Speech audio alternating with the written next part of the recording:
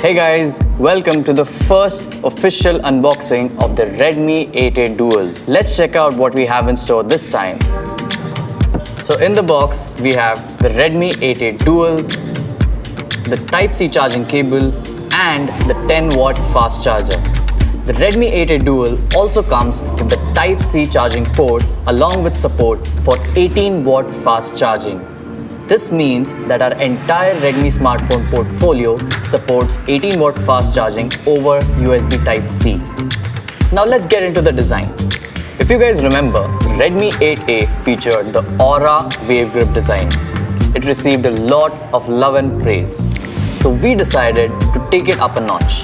With the Redmi 8A Dual, you get the Aura X grip design.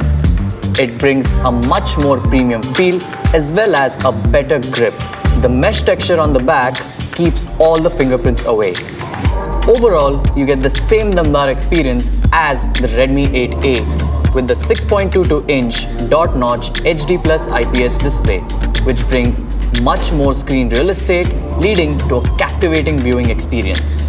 The Redmi 8A Dual is going to be available in 3 new color variants: the sea blue, the sky white, and the midnight grey.